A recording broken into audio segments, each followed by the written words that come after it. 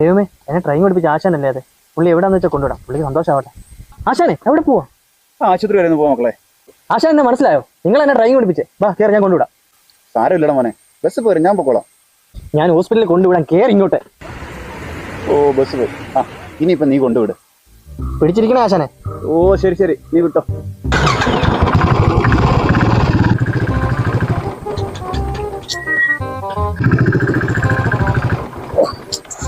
എന്ത് പറ്റി? താനൊന്ന് ഇറങ്ങി. താൻ എന്ന് എന്നോട് ചെറിയ ഇത് തന്നെ പ്രശ്നം.